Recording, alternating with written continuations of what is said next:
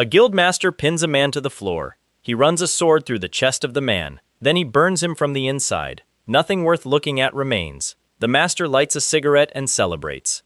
24 hours later, that corpse sits up in an apartment. He asks his little sister what is for breakfast. Rewind to the past. A bully corners him on his first day at talent school. The bully offers a friendly handshake as a power move. Our guy sighs and takes the hand. He squeezes the hand tightly. The arm of the bully bursts. It does not just break, it bursts across the desks in front of 30 screaming classmates. Kang Hyan looks more disturbed than they do. Somewhere ahead of that, 300 hardened killers surround him. This happens in a forest. He beats them with a sack of puppies. He throws wolf pups into the crowd. Every trained murderer drops his weapon to catch one. Then the mother pack shows up. The pack is invisible. In a burning neighborhood, this same man kneels. He is pinned under an orc the size of a truck. His skull is ground into the asphalt. He watches monsters climb a wall toward a window. That window leads to the bedroom of his parents. He reaches for it but does not make it. That night carves a wound into this story. During a Category C rank raid under Seoul, he loses an arm. He keeps fighting with the arm he has left. Meanwhile, the missing arm grows back. How does that happen? How does an unemployed and out-of-shape man change? He used to live off the paycheck of his sister. Now he is the thing monsters run from. Every enemy who kills him ends up worse than before. Let us go back to the beginning. This was the last ordinary night on Earth. Kang Hyan lies on the living room floor. He balances a can on his chest. He is jobless and soft. His professional resume is only one short internship. He mentions it like a combat tour. His younger sister Ayan pays for everything. She pays for rent, food, and the power bill. Ayan has officially run out of patience. She stands over him and gives a speech. She tells him to get any job. She tells him to stop being furniture. He mutters that hiring is rigged. He says the world is unfair. He claims he would succeed if life were a video game. He would grind levels and swing at monsters. Then he passes out on that thought. He is like a man making a wish on a cursed monkey paw. That same night, the automated defense system of Earth activates. Nobody on the planet knew it existed. It rejects a connection from another dimension. The rejection does not hold. Something slips through the seam. It reaches into every human mind at once. Then it starts a tutorial. Hyan opens his eyes on a bridge. It is a narrow stone bridge with no railings. It is one of many across a canyon of lava. The heat and the smell are genuine. Thousands of confused people stand on the spans. A status window floats in front of his face. He starts grinning. He thinks this is the best dream ever. Then he spots Ayan 2 bridges away. He yells that they are sharing the dream. 10 seconds later, a stranger ahead loses his footing. There is no drama to the fall. He drops and hits the surface. The screaming goes on for a long time. This place kills people for real. That is the first rule they learn. Hyan does not rise to the occasion. He sits on the stone and sobs. He has a full meltdown and refuses to move. He argues with reality about how dreams should work. The tutorial has a timer. It has no interest in his emotional state.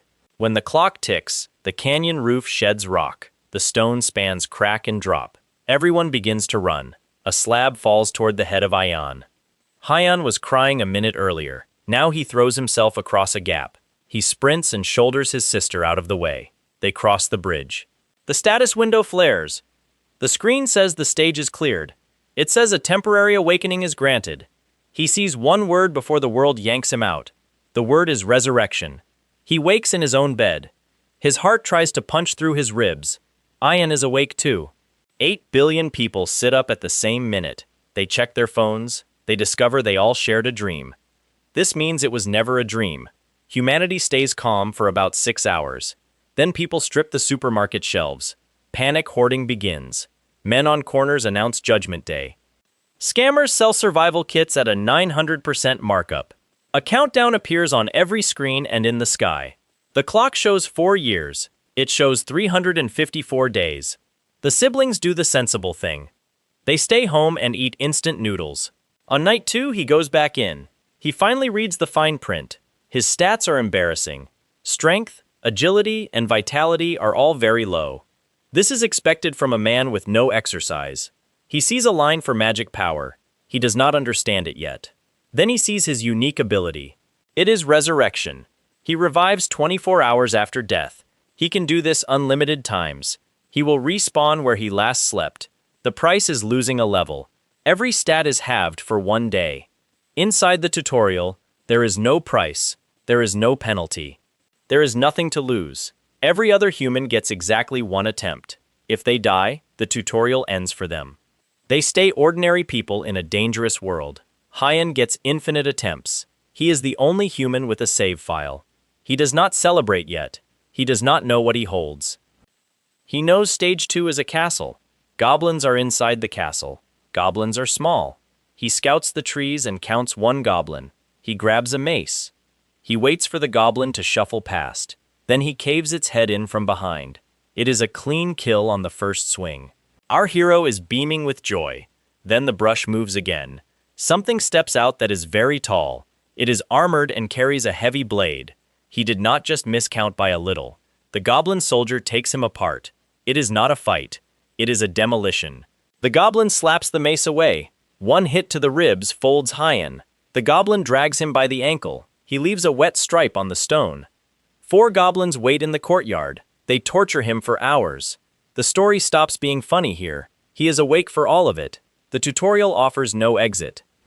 By the time he dies, the old Hyan is gone. He wakes up in his room screaming. Hyan finds him shaking and drenched. He cannot form a sentence. Psychiatric clinics are drowning around the world. Billions of people are watching each other die every night. He learns the rule everyone else knows. If you die in the tutorial, it is finished. You get 1 shot. He thinks he burned his shot. He spends a day grieving his future. He only had that future for 48 hours. That night, the tutorial drops him back into stage 2. He stands in the same forest. His heart is in his throat. Something clicks in his mind. If the price of dying is nothing, then dying is not losing. It is just data, so the grind begins. In round 2, he brings a crossbow and a spear. He kills 1 more goblin. Then he gets gutted. In round 3, he uses a sword and shield. He learns the diagonal attack of the soldier. Then he dies again. In round 4, he maps the castle. In round 5, he counts the enemies properly. There are 5 total. 2 are inside, and 3 are in the forest. In round 6, he tests the goblins. He checks if they can track him at night. The real trick is the hours between deaths. He starts using the tutorial as a gym. His body cannot be permanently hurt there. He swings a sword for 8 hours straight. Then he swings for 10 hours. The system rewards him with 1 point of strength. It is only 1 point for a full day of labor. He does it anyway. It is the first thing he has ever earned. Then a window pops up. He has acquired Category F rank swordsmanship. This is a revelation. The skill corrects his stance as he swings. It spreads force through his shoulders and hips. He can read where a blade is going. Ranks go from Category F up to Category B. Category F rank is the absolute floor. He does not care. He is no longer just a guy flailing a stick. Now he can see attacks coming. This is the biggest leap he will ever feel. In round 7, he clears the stage. He drops 3 forest goblins 1 by 1. He is quiet and cold. He takes the 4th goblin inside the castle. Then the axe goblin comes for him. Their duel is not elegant. He kicks dust into its eyes. He hurls a rock at its shins. When the goblin stumbles, he puts a rock through its face. He is not a hero. He is a very determined problem. Stage 2 is cleared. He receives 5 stat points and a weapon. He receives shield mastery and crossbow mastery.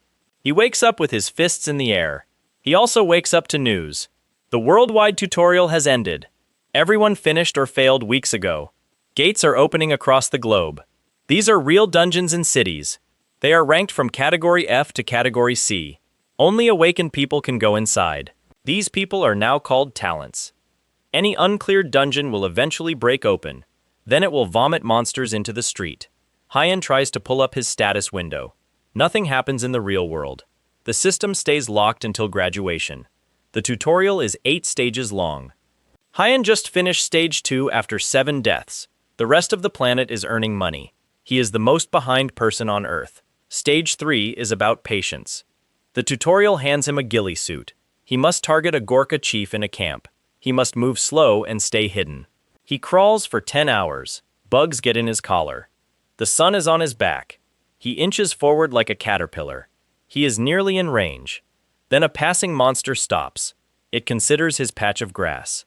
The monster urinates on him. Something in Hyan snaps.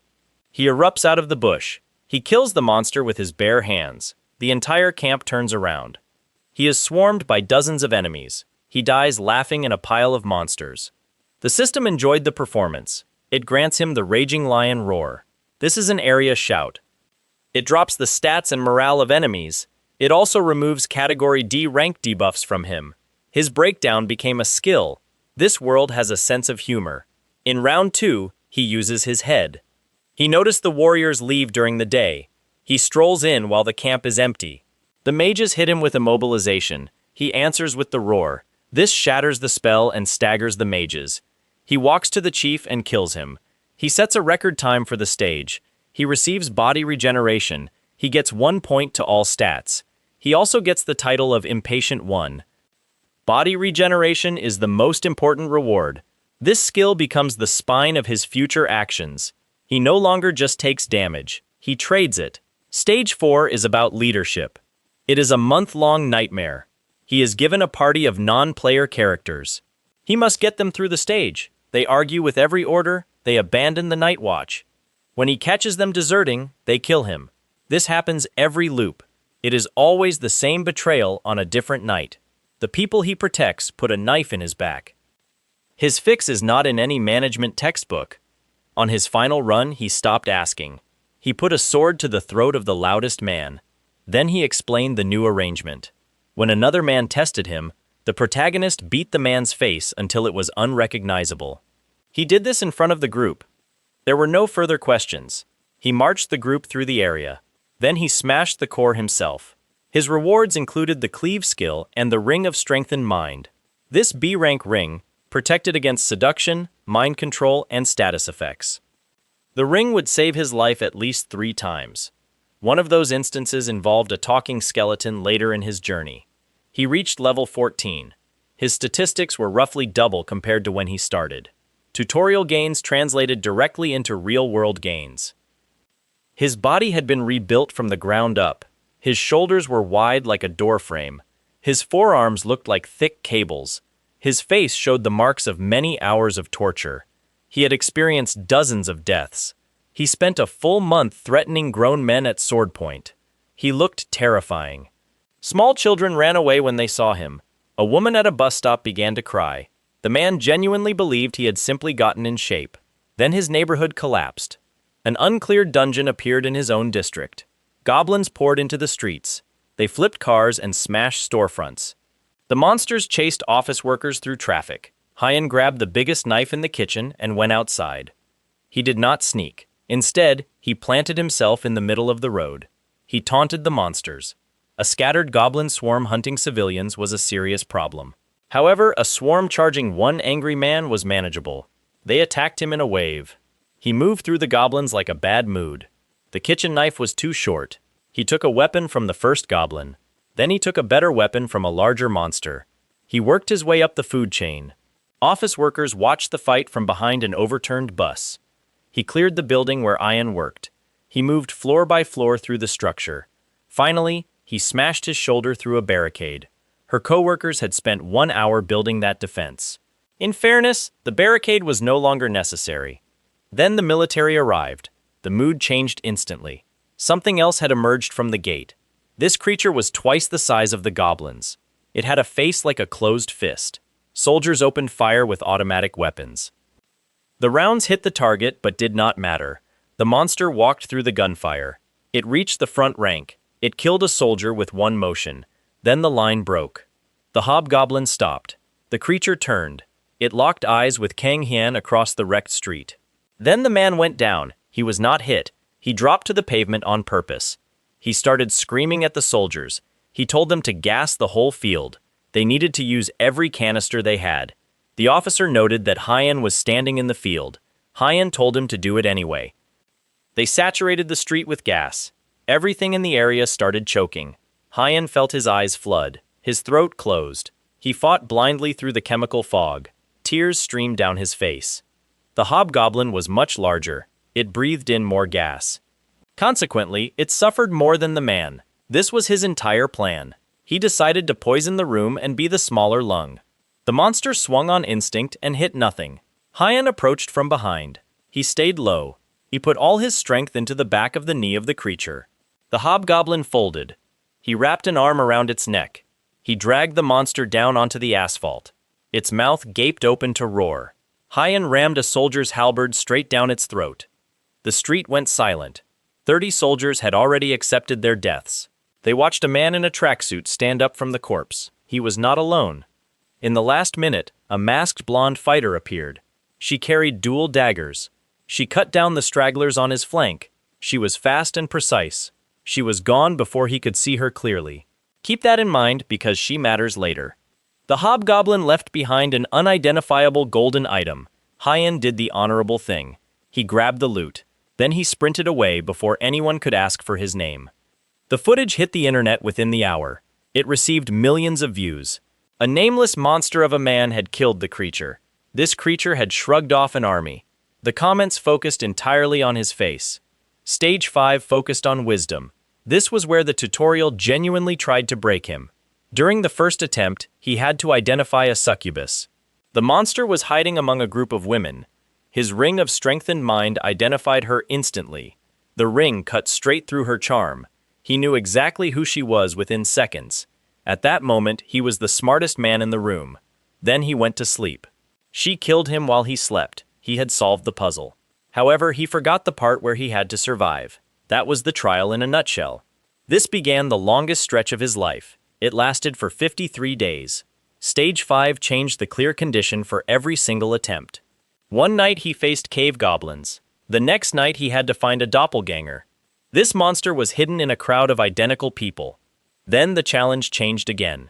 It was an endless slot machine of riddles. These were designed for a man who did not like riddles. He became desperate. He tried to change himself into a smarter person. He dressed like an intellectual. He wore glasses and a neat shirt. He acted as if the tutorial graded his presentation. The tutorial did not care about his appearance. Meanwhile, the world moved on without him. People were running guilds. They were making money and getting national rankings. He remained stuck on night 40 of a pop quiz. The solution finally arrived. It was the most typical Kang Hyan solution imaginable. He was told to find the weak point of an arachnid. This creature spit venom. He was supposed to study and analyze it. He needed to deduce the vulnerability. Instead, he charged the creature. The arachnid hit his hand with venom. He took his own sword and cut his hand off. He did this during the fight before the poison spread. Then he slid underneath the creature on his back. He opened the monster from the inside. He cut straight up through the middle. A notification window appeared in his face. He cut through that as well. His reward was Titan Strength. This was a B-rank skill. It provided him with mana-charged muscles. He gained plus 12 strength for 10 minutes. Remember that specific skill. It was the skill that would burst an arm in a classroom. During this time, he did something that deserved a monument. He personally forced his way through stages 4 to 7. He went online anonymously. He posted accurate strategies for all of those stages. This was real and tested information. It could save the lives of those still stuck. The internet declared him a troll. Users buried his post. Every word he wrote was true. However, nobody believed a syllable. He cleared stages 6 and 7 on his first try. The loot was spectacular. He received the long sword of Biljan. This B-rank weapon granted the Berserker skill. It increased his strength and vitality by 1.5 times. The effect lasted for 5 minutes. However, it wrecked his judgment. It left him ruined afterward. He also received the armor of Ronald. This armor repaired itself automatically.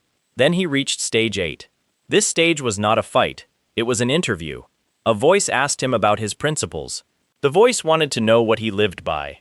He had no answer. He stood there as a man who had died many times. He could not think of a single thing he believed in. The world shattered around him.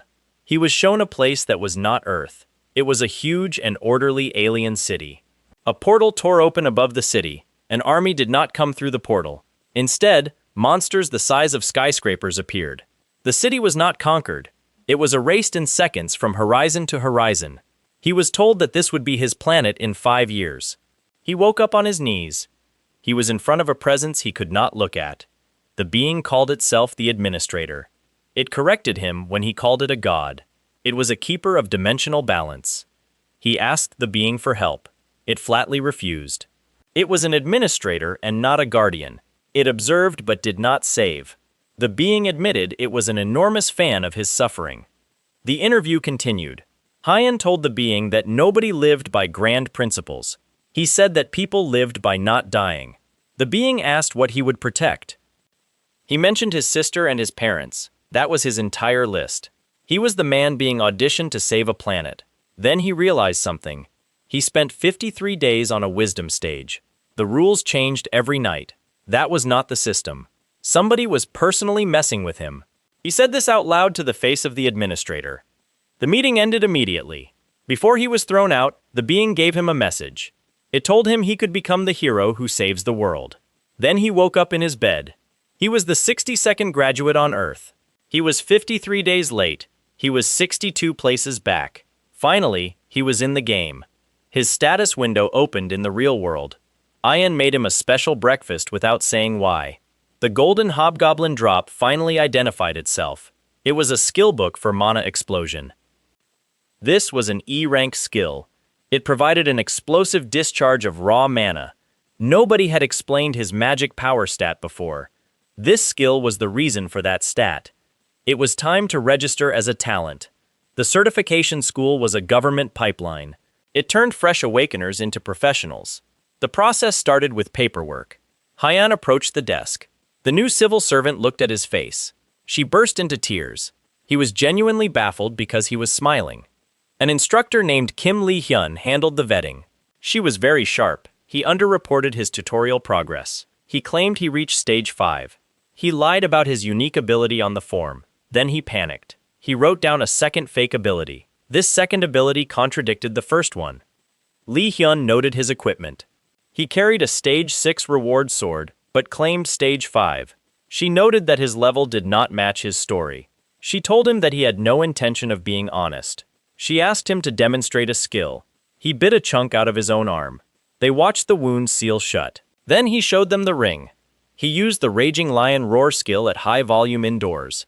A blonde teenager stood in the queue behind him. He put his hands over his ears just in time.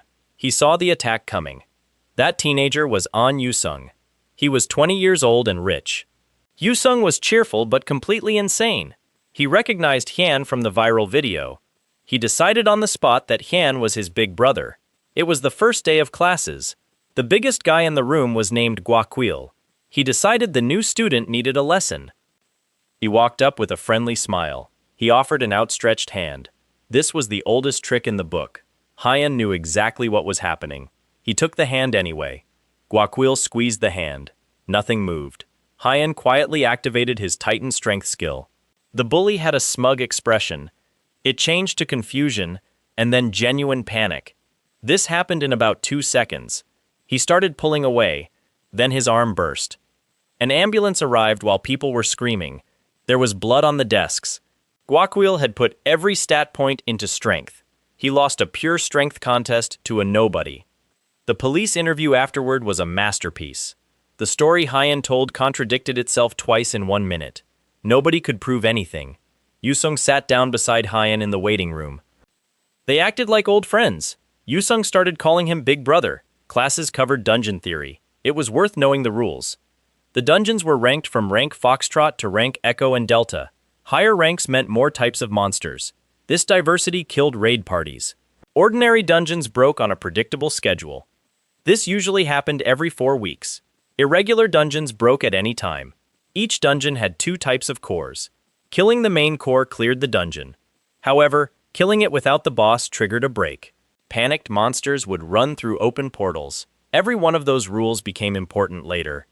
A student heckled Lee-hyun. She offered him a deal. He had to touch her once in 60 seconds.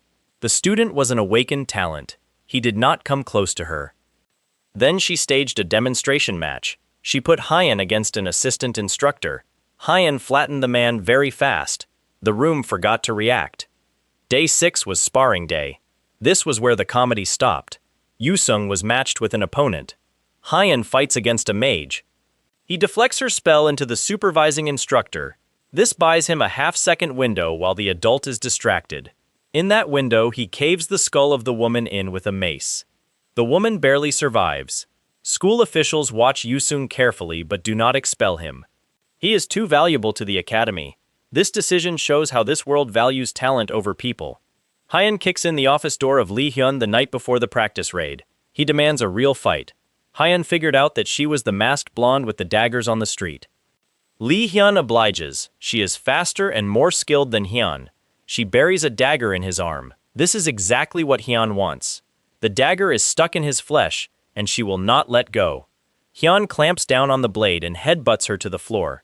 The fight ends in a draw. Afterward, they go drinking together. That same night, something invisible walks into the training dungeon. The practice raid starts normally, but ends with the ground shaking. Someone who was never supposed to be there destroyed the main core. A dungeon that loses its core without losing its boss does not clear. Instead, the dungeon breaks. Monsters flood into the facility full of students. Hyan and Yusung hold the front line together. Hyan uses mana explosion for the first time. He detonates raw mana in his own palm at point-blank range. This move wrecks his hand completely, but it is worth the cost. They work together to put down the mutant boss. Afterward, Lee Hyun reports to a woman named Han Shan. Han Shan is the master of the Dangun Guild. This event is the latest in a campaign of deliberate dungeon terrorism. Someone is breaking dungeons on purpose. Lee Hyun notes that those two students are special. Soon, the guild recalls Lee Hyun for duty. Graduation arrives. The parting line from Lee Hyun is short. She tells him that strength comes with responsibility. She asks him to try to remember that. 1 month passes, and it is the best month of his life. He finds the radar application that pings nearby gates. He farms F-rank dungeons on repeat and gets paid. He earns mana stones, drops, and clear rewards. Eventually, he buys a car. He sends money home to his parents. Nobody who knew him a year ago would have believed this. His mother calls because she is worried about the gates appearing near their town. His father dismisses the concern. The father tells them not to stress. Then Ayan calls him in a panic. Her voice sounds wrong. There are 5 dungeon breaks in the county of his parents. Some of these are E rank. Hyan drives for 90 minutes with his foot flat on the highway. A giant boar hits his car and turns it into scrap metal. He escapes by baiting a goblin stampede into the boar.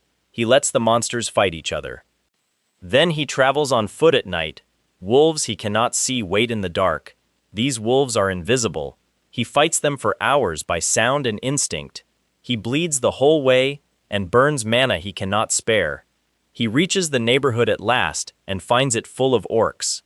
He kills 15 monsters. Then the bigger, armored orc warriors arrive. He kills those too, though he is slower and hurting. Then an orc great warrior steps out and dwarfs all the others.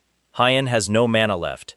His body regeneration skill needs fuel. There is nothing left in his tank. Damage he takes now stays taken. The orc great warrior beats him down. It stops trying to kill him and starts playing with him. He is no longer a threat. He hears his mother scream from inside the house. He lies face down in the dirt with a hand pinning his head. Above him, monsters climb the wall toward the window of his parents. He can see them. He gets one arm free and reaches toward the glass. He reaches for a window he will never get to. His skull is driven into the earth. That is where Hyan dies. Dangun Guild sweeps in and clears the area hours later. They catalog the dead. They find the enormous orc great warrior with a hole in its body. They find blood everywhere. However, they find no body belonging to whoever killed the orc. Hyan is 20 kilometers back down the road. He wakes up in the crook of a tree. That is where he last slept. He never bothered to set a spawn point for this rule. He revives with every stat cut in half. He has also lost 1 level. He is alone on a branch in the dark. He runs toward his home. He has halved stats and a wrecked body with no car. The journey takes him 5 hours. He arrives to find the street cordoned off. A paramedic will not meet his eyes. He borrows a phone from a stranger and calls his sister. His father is alive, but the father lost an arm. His mother is alive too. She is in a coma, and nobody knows for how long. He stands in the middle of a road that smells like smoke. He listens to Ayan try to hold her voice together. When the call ends, the borrowed phone collapses into fragments in his fist. The tutorial never covered this part of his life. Resurrection brings him back, but it does nothing for anyone else. He got his second chance. He used it to jog through the dark while a surgeon took his father apart. 2 months follow where Hyan tries to punish himself with his superpower. He hunts constantly and recklessly. He has no regard for whether he walks out alive. He experiences 3 separate deaths in a single week. 3 levels are gone. He spends 3 days at half strength. He wakes up every morning somewhere new. Hyan corners him about his behavior. She is not shouting. She tells him he has decided this is his fault. She says he is collecting the bill for it. Hyan asks how many more times she must wait for him. She hates knowing her brother might be a corpse somewhere. Hyan slams the door on her. Then he goes to solo an E-rank dungeon full of insects. An entire party is already inside and pinned down. The party watches this maniac walk past them. He activates the secret technique of Wayne. This gives him plus 40% to every stat. This skill steadily destroys the body of any user. The technique is perfectly safe for a man with A-rank regeneration. Then he opens up with a mana explosion. The chamber empties of enemies. He takes nothing for himself. He hands the entire haul of mana stones to the stunned party. On his way out, he picks up a skill called Antrius Integument. This skill hardens his skin. Then he leaves the dungeon. Word of his deeds spreads fast. Reporters find him. Guild recruiters swarm him with contracts. A representative from the Talented Association slips a card into his hand. The man tells Hyan to call when he is ready. Hyan is not ready. He has one problem to solve first, and that is mana. Every fight he loses happens because his mana tank runs dry. Regeneration drains him. The technique of Wayne also drains him. He goes hunting for a specific ring. It gives plus 4 magic power and 10% faster regeneration. A forum tip points him to an E-rank goblin dungeon. The dungeon is already occupied. There are men at the entrance charging admission. They belong to the Bait Guild. Their business model involves squatting on public gates and taxing everyone. Hyan asks for the price. Then he dismantles every one of them and walks in without paying. Deeper inside, a Bait Guild mage lines him up. She hits him with a mana explosion from 30 meters away. Hyan stops dead. The attack came from 30 meters at range. He had been detonating the skill in his own palm like an idiot. He mangled his own hand every single time. Nobody ever told him the skill could be thrown. He walks over and thanks the mage sincerely. Then he demonstrates his old technique on her hand. He wants her to appreciate the difference. An executive shows up with a full party to handle the intruder. The executive gives a speech about how untouchable his new rank makes him. Hyan knocks him unconscious with a punch he never sees. Hyan conscripts a survivor named Kim Sin-woo as a tour guide. He marches the man along. They share instant noodles at a campfire. Sung-woo starts telling him about his debts and his family. He explains the circumstances that pushed him into this guild. Hyan cuts him off. He says it is a sob story, and he did not ask for it. Sung-woo tries to slip away in the night and gets caught. Then they reach the edge of the goblin village. Over 100 monsters are waiting. Sung-woo smacks Hyan across the face and bolts. Hyan thinks that is fair enough. He goes in alone. He clears the entire concentrated force. This includes every goblin in that village and the great shaman. He takes the main core with him. Sung-woo is on a service road nearby. Sung-woo gets the system notification that the dungeon has been cleared. He realized Hyan cleared it solo. Hyan also gets the ring.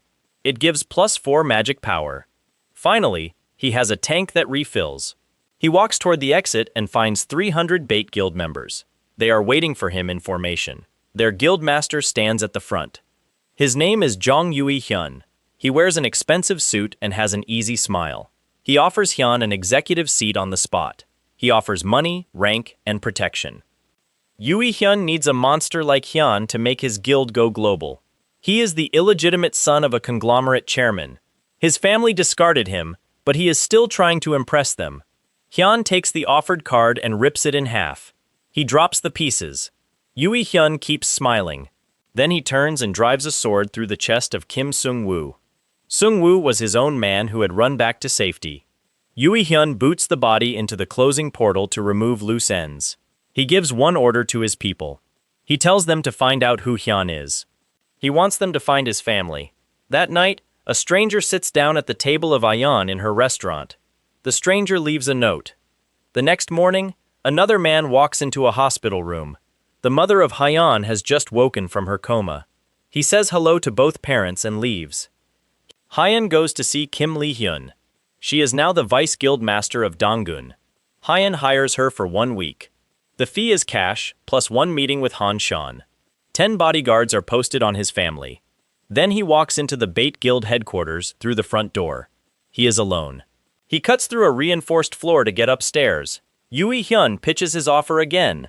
He suggests they take down Donggun together and run the country. Hyun spits in his face.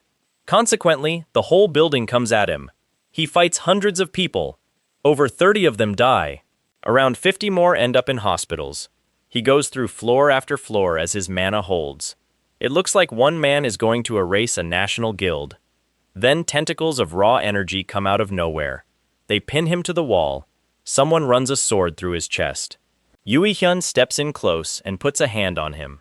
Yui Hyun burns him from the inside out. He cooks Hyun alive slowly while the survivors watch. Kang Hyan dies for the 2nd time in the real world. Yui Hyun celebrates with a cigarette. He tallies his losses. He orders the corpse to be displayed. Suddenly, the corpse is gone. 24 hours later, a dead man sits up on the floor of his sister. They are in an apartment across the city. He is 1 level lighter, and his stats are halved. He asks Hyan what she is cooking. Hyan does not scream because she has had practice. Now the war changes shape. Hyan finally understands what he is. He is not a man who wins fights. He is a man who cannot be removed from the board. He develops a new strategy. He dresses like a burglar with a mask and dark clothes. He uses no identifying gear. He starts hitting Bait Guild dungeons one at a time at random. He performs these raids at night. He grabs a survivor and extracts a written list of every dungeon. The guild deliberately picks sites with no cameras nearby. They want their operations to stay hidden. Hyan thinks this is beautiful. This means nobody can document him either. Then he kills the man who wrote the list and gets to work. 7 dungeons are gone. Then more follow. Over 100 members are dead. Mass resignations occur among the rank and file. They realize that joining this guild is a health condition. Their income collapses. Their reputation follows. Yui Hyun cannot process this. He killed the man himself. He watched him burn. He lands on the only explanation available. He believes there was an accomplice. He thinks someone stole the body and took up the campaign. He decides to hire outside help. He brings in a young freelance talent named An Yu-sung. Yu-sung was posted as a guard at a dungeon. This location was expected to be attacked. Halfway through his shift, his unique ability alerted him to danger. This danger sense had never been wrong. It told him that something dangerous was approaching. He felt he should run away immediately. A masked burglar entered the area. Yu-sung recognized the intruder as his older brother instantly. The 2 men began to fight because it was their nature. Both brothers were delighted by the combat. A member of the Bait Guild interrupted the fight to ask a question. Yu-sung beheaded the man during his sentence without breaking eye contact. Yu-sung explained the current situation. He noted that the empire of Yui Hyun was merely a structure built to impress a distant father. The father refused to acknowledge his son. Yu-sung found this situation hilarious. Consequently, Yu-sung decided to join the side of Kang Hyan. Meanwhile, Yui Hyun made a phone call to his superior.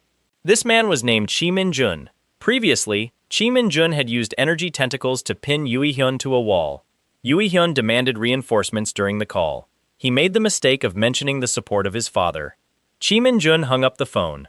He refused to send any reinforcements. The leader decided that his puppet had become an embarrassment. The end of the conflict arrived by letter. Kang Hyan sent Yui Hyun an invitation to a Category D forest dungeon at a specific time. Yui Hyun brought every resource he had left. This included hundreds of armed talents. He found one man standing alone and holding a sack. Kang Hyan opened the sack and threw wolf pups into the enemy formation. Every hardened killer in the front rank reacted by reflex. These were men who murdered for money and held gates for ransom. However, they dropped their weapons to catch the falling puppies. The formation dissolved into 300 people cradling baby wolves. That was when the invisible mother pack arrived. Yu-sung took control of the portal so nobody could leave. The event that followed was not a battle. It was the settlement of an old debt. Yui Hyun used his final ability. This self-immolation technique turned his entire body into fire. This was the same trick that killed Kang Hyan during the first timeline. Kang Hyan reached through the flames and grabbed his opponent by the collar. He kicked Yui Hyun into a pile of dead men to smother the fire. Then, he forced his enemy to watch the destruction. Every person Yui Hyun recruited or promised was defeated in the dirt. The guildmaster finally began a tragic speech.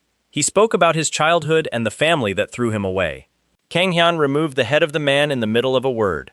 The Bait Guild dissolved within 1 week. Their dungeons were redistributed to others.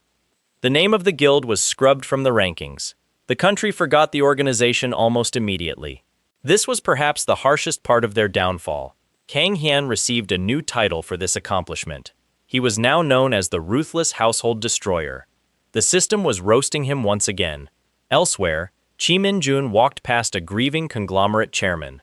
He did not slow down. He wrapped energy tentacles around the bodyguards of the chairman. The guards stopped struggling quickly. Chi Min-jun demanded payment for his services. He noted that the name of Kang Hyan appeared often in his business. He ordered his drug program to be accelerated. Test subjects were to be acquired by any means necessary. Meanwhile, Yu-sung and Kang Hyan were at a restaurant. Yu-sung was cooking grilled beef incorrectly. The two men reached a conclusion together. Kang Hyan had obtained everything he wanted. He was strong enough that no orc or guild could touch him. No burning lunatic could threaten his possessions. However, his current strength was still not enough. Strength only protects the thing located directly in front of the user. Kang Hyan could not be in two places at once. He could not be at the window when needed. Therefore, the men decided to build a guild. The name would be chosen later. It would eventually be chosen badly. Neither man knew what was coming. A woman running the strongest guild in the country had already discovered the truth about Kang Hyan. She planned to tell him about the remaining time. The world had less time than the official countdown suggested. A dungeon was opening in the middle of Seoul. This was at a rank that previously killed 600 people in China. A creature wearing the body of a skeleton was also approaching. This creature talked and took slaves. The creature would soon learn about the effects of a Category B ring. Furthermore, a man with tentacles was writing the name of Kang Hyan in a ledger. Kang Hyan knew none of these things. He was busy arguing with Yu-sung about the beef. The meeting with Han Shan happened in a luxury boardroom. The room cost more than his old apartment building. Han Shan was the master of Dangun. This was the strongest guild in the country. Her offer was simple and direct. She invited him to join her organization. She told him to name his terms. However, he turned her down before she finished her sentence. He promised to fight beside her people if she called. He refused to wear the badge of another person. She took the rejection better than he expected. In return, she gave him valuable information. The public countdown showed just under 5 years until the dimension connected fully. She believed that number was generous. She estimated some countries would collapse within 3 years. Dangun employed an awakener with a unique ability. This person could talk to something on the other side. The entity was enormous and old. It was not remotely human. Kang Hyan tried to keep his face still. He failed to hide his reaction. A flicker of memory crossed his face. He remembered a city being erased in seconds. Han Shan read his expression instantly. She did not say her thoughts out loud. She realized she was talking to a graduate of a tutorial. Life continued as usual for Kang Hyan. He ran a Category D dungeon called the Research Institute of Dian. He met a chimera made of an ogre and a goblin. The creature swung a hammer the size of a door. Kang Hyan killed the creature and took the weapon. It was a good hammer. Carrying such a heavy weapon became a personality trait for him. Deeper in the dungeon, he found a group cornering a girl. She was an archer of approximately 19 years. The group decided her items belonged to them. Kang Hyan used one man as a battering ram against the others. He picked the man up and swung him physically. The girl was named Shin Sung-a. She asked him how she could become strong. His answer was honest and slightly deranged. He told her to be willing to die. That was the entire method. She took this as career advice. She followed him for the rest of the dungeon. She mined mana stones behind him while he cleared rooms. She promised to return his share after counting it. Then, 10 dungeons opened across the country at once. This did not happen naturally. Someone was manufacturing a wave of gates. The wave produced the first Category D dungeon break in Korea. This occurred in a suburb filled with apartment towers. Kang Hyan arrived early with several other talents. He ordered everyone to leave the area immediately. He told them to evacuate the civilians. Every second spent fighting was a family stuck in a stairwell. He kept exactly one person named Shin Sung-a. She stayed in a high position with her bow. 3 chimeras emerged from the gate. Behind them walked a skeleton in a robe. The skeleton said, "Good evening." It was a lich that could talk politely. The creature took slaves. It began the battle with mind control. The lich sent its will into the man in front of it. The ring of strengthened mind absorbed the spell completely. Kang Hyan looked into the empty sockets of the ancient sorcerer. He gave the creature an insulting gesture. Then, he took the hammer off his shoulder. He caved in the helmet of the first chimera. He destroyed the helmet and the skull in one blow. Shin Sung-a put an arrow into the face of the tiger chimera. The arrow lodged in the bone. Kang Hyan sprinted forward. He drove the arrow through the skull with his hammer. He worked like a man setting a nail. However, the third creature managed to strike him. The snake chimera ran its weapon through his body. He killed the creature while the blade was still inside him. Afterward, the delayed venom hit his bloodstream. The poison put him on his knees. He used every drop of mana on regeneration. He needed to cook the poison out of his system. His mana tank was empty and his body was ruined. The lich was still standing. He drew the long sword of Biljun for his berserker ability. A 5-minute window of increased strength would finish the fight. This would wreck his body for 1 week. However, he did not get to use the sword. Choi Dong-woo landed in the street. Choi Dong-woo was the president of the Talented Association. He brought his own force and told Kang Hyan to stand down. Kang Hyan surrendered immediately. The lich escaped in the confusion. Nobody noticed the departure of the creature. This mistake would matter later. Kang Hyan went to the hospital again. Ayan sat by the bed and did not yell. She asked him if he understood her feelings. She worried every time her phone rang. She had stopped assuming he would be alive. He told her he would try to stop dying so often. This was the closest thing to a promise. She accepted the statement because it was all she could get. Choi Dong-woo settled the hospital bill. He told his subordinate that a hero was being born. He remembered Kang Hyan giving a speech about protecting civilians.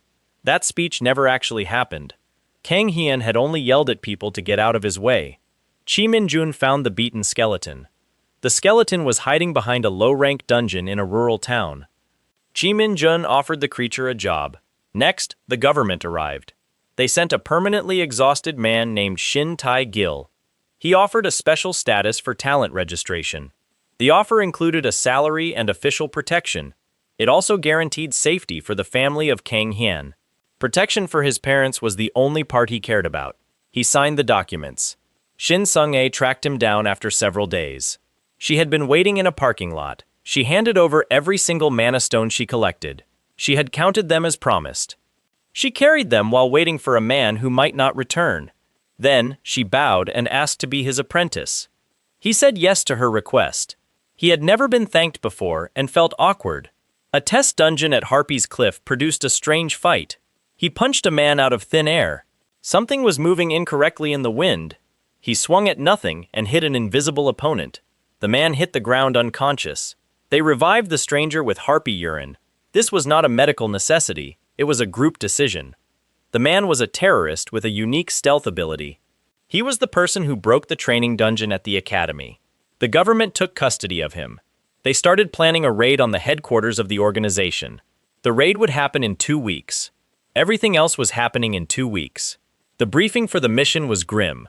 China had cleared the first Category C dungeon in the world. They used 1,200 people. More than half of those people died. Korea planned to use a small elite force instead.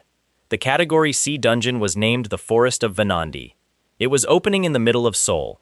One legal catch existed. Solo talents cannot join a national joint raid. Only guilds are allowed to participate. Therefore, the government offered to found a guild for him.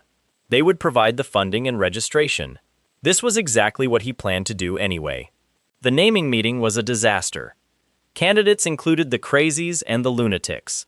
Another suggestion was Kang Hyan and his strong friends. They eventually settled on the Badass Guild. An office was provided. An administrator named Han Jamon joined the team. Han Jamon performed the work of 6 people. Shin Sung-a proposed a uniform of biker gang leathers. The proposal was refused initially. She generated tears on command until it was approved. Yu-sung had the guild van covered in skull decals. He did this overnight without asking. Two other guilds started a street brawl outside a restaurant. They accidentally removed the door of the guild van. Kang Hyan flattened the aggressors. He demanded damages with far too many zeros. The losing side bought him premium beef. During the meal, they asked for help with a rival. This rival had been getting unnaturally strong lately. They mentioned a substance was being distributed. He agreed to look into the matter after the raid. A photo of the dinner leaked online. The Badass Guild began to trend nationally. They had not even performed a single mission yet. Then, the official raid roster was released. A 3-person guild was sitting at number 7. The internet users lost their minds. They claimed it was a joke or a result of nepotism.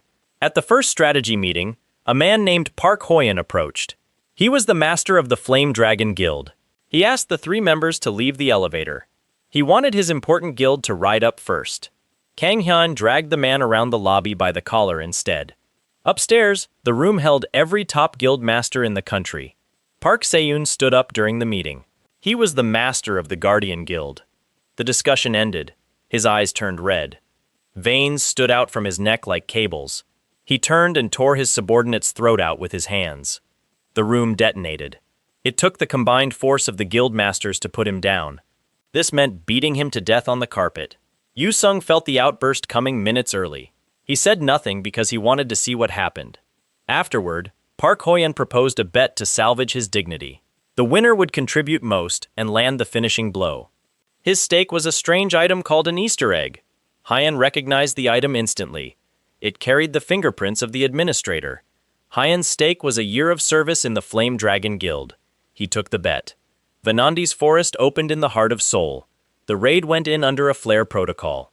Red meant danger, green meant the core, and purple meant the boss.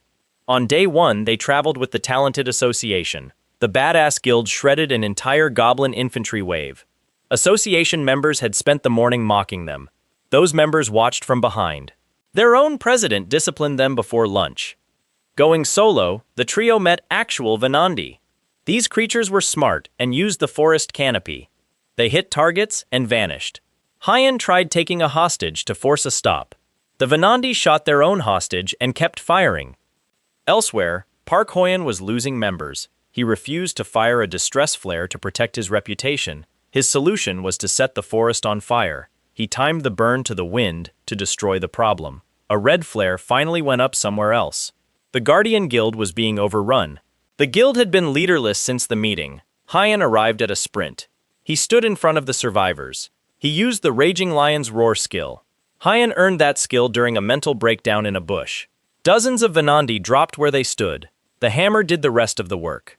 Donggun's main force landed minutes later. Han Siwon knelt in the wreckage of his guild. Siwon understood that his greed had doomed them. His team was never good enough for this raid. Then Hyan did something nobody in the dungeon could explain. He pointed into the trees. He said the core was that way. He could feel its location. He gave no explanation for this knowledge. Hyan wanted to march that night. Siwon objected that his people needed to withdraw. Hyan told him that dungeons kill the weak. Hyan said nobody was there to escort Siwon home. They began the march. The core chamber was found before dawn. Every flare in the raid went up at once. Guilds converged from all directions. The great warrior of the Venandi emerged to defend it. It was the strongest thing seen in the dungeon. Hyan killed it with one hammer swing. The creature dropped a D-rank sword and a bow. He handed the bow to Sung-ae. He knew she would do more with the bow. Then the fire arrived. Park Hyan's controlled burn was out of control. It was now a firestorm. It became a fire tornado tearing through the trees. Park Hyan sprinted out of the flames. Several hundred panicking Venandi were behind him. A terrified talent lunged for the core. He wanted to smash it and end everything. Lee Hyun grabbed him and explained the rule. Monsters in extreme fear flee through open portals. Breaking the core would send burning Venandi into downtown Seoul. Han Siwon blocked the man. Hyun threw the man aside. He volunteered to hold the line alone. Everyone else evacuated the area. What followed were the worst 30 minutes of his life. He used everything he owned. This included Giant's power and Wayne's secret technique. The technique added 40% power while consuming his body. He used Antria's integument to harden his skin. He drew the sword of Biljan for its berserker ability. His judgment vanished with 5 minutes remaining. Sung-ae stayed on the ridge with her new bow. She took an arrow through the chest. He saw her fall and kept swinging. An arrow sheared his arm off at the shoulder. He fought one-handed while regeneration rebuilt the limb. Muscle grew back in the middle of the fight. A spear went through his body and stayed. When the mana grew low, Hyan made a horrifying decision. He dropped the hardened skin protection entirely. He stopped treating his body as something to protect. He used his flesh as a resource. He took hits deliberately to buy openings. He was the only man who could afford this trade. He dragged Sung-ae up. He pressed the evacuation order into her hands. He sent her back through with the rest. Then, he stood alone and took aim. He fired a mana explosion at long range. He had spent months practicing this skill. The explosion hit the core directly. The core shattered and the portal opened. Everyone walked out of the dungeon. He came last on foot, with a spear in his chest. He made it 3 steps past the gate. Then, he passed out while standing upright. He remained standing until Yusung tipped him over. Han Mongdo tackled Park Hyan. The press watched the confrontation. Hyan had nearly destroyed the entire raid. Hyan regained consciousness for a moment. He demanded his bet winnings and collected the Easter egg. Then, he went back to sleep. The raid was a success but cost many lives. The Guardian Guild was nearly wiped out. The Flame Dragon Guild was disgraced. Both guilds fell out of the national rankings. The 3-person guild climbed into the top 10. The internet responded with a hate campaign. Sung-ae fought personal wars in the comments. Jamon struggled with the paperwork of a top 10 guild. All 3 members were recovering in the hospital. In the hospital, Sung-ae found Hyan awake.